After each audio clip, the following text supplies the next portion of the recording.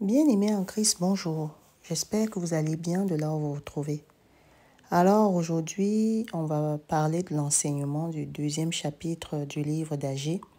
Ce deuxième chapitre donc, il va clôturer l'enseignement sur le livre d'Agé. Mais avant ça, nous allons demander à l'Esprit Saint de nous accompagner. Esprit Saint, nous t'invoquons afin que tu puisses nous permettre de tirer un enseignement qui va nous permettre de grandir spirituellement et de toujours être en harmonie avec les préceptes de Dieu. Amen. Alors dans le précédent chapitre, mes bien-aimés, on avait parlé de la négligence spirituelle. On avait dit qu'il était important ici d'éviter cette négligence spirituelle et de mettre vraiment Dieu au centre de notre vie. Dans ce deuxième chapitre, donc, nous allons essayer de comprendre l'enseignement que le prophète Agé veut nous amener à garder pour nous. Donc, dans ce chapitre 2 de ce livre, le prophète donc va continuer à s'adresser au peuple d'Israël. Après avoir réprimandé leur négligence dans la reconstruction du temple, Agé va chercher à encourager le peuple en soulignant que la présence divine est avec eux dans cette entreprise. Donc, il ne faut pas négliger cet aspect qu'il a soulevé. Il faut vraiment toujours se dire que Dieu est avec nous. Pour cela, donc, il va reconforter donc ceux qui peuvent comparer le nouveau temple en construisant avec la gloire passée du peuple de Salomon, en affirmant que la gloire du nouveau sera encore plus grande. Donc, si on persiste à reconstruire notre temple, à reconstruire notre cœur, nous allons être plus grandis, nous allons être plus lumineux. Agé donc va donc invoquer ici la bénédiction future pour le peuple fidèle qui va se consacrer à Dieu. Comme je l'ai dit dans la précédente vidéo, le temple ici peut être assimilé à notre cœur. Plus je m'approche de Dieu, plus je mets Dieu au centre de ma vie, plus ici j'aurai beaucoup de bénédictions. Ça veut dire que si je consacre plus de temps, c'est-à-dire je ne néglige pas ce côté-là, si je prends Dieu au sérieux, Dieu me prendra aussi au sérieux. Parallèlement, donc, Agé va aborder la question de la sainteté rituelle.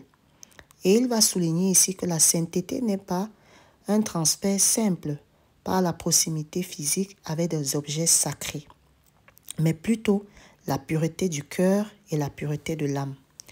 Vous avez vu dans le premier chapitre, on parlait de négligence spirituelle, on parlait de la place que Dieu doit avoir dans notre vie. Et pour cela, il demande ici d'être des personnes pures. Vous voyez que la notion de pureté revient.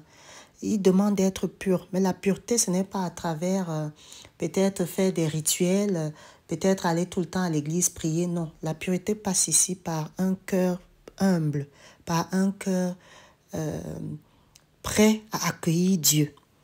Donc, je ne vais pas être très longue ici, mes bien-aimés. En résumé, ici, le chapitre 2 d'Agé ici motive chacun de nous ici en proclamant la grandeur future du temple en construction qui est notre cœur, tout en soulignant ici l'importance de la pureté intérieure et de la consécration à Dieu. Donc, ce qu'il faut retenir à travers ces deux chapitres que nous avons lus d'Agé, il est important de reconstruire notre cœur. Il est important de se consacrer à Dieu, de revenir à Dieu. Et pour cela, Dieu doit occuper la première place. Comme on le dit très bien dans les 10 commandements, tu vas consacrer ton temps, ton esprit à Dieu. Alors pour cela, il faudrait donc qu'on prépare nos cœurs. Et la préparation de notre cœur passe par sa pureté, passe par vraiment l'ouverture et la demande de grâce à Dieu pour qu'il puisse nous accompagner dans cette quête de sa grâce à être des personnes pures. J'espère vous avoir donné envie de lire ce livre d'Agé. Je sais que ce n'est pas un livre qui est très connu, mais c'est un livre quand même qui est très important parce qu'ici, il sort des notions qui peuvent être facilement adaptées dans nos vies. Donc, je vous invite, quand vous avez du temps, à relire ce livre tranquillement, à méditer sur les paroles de ce livre et surtout à le mettre en pratique. Je vous dis à très vite, mes bien-aimés. Portez-vous bien et vraiment mettez Jésus et Dieu au centre de votre vie. Amen, amen, amen.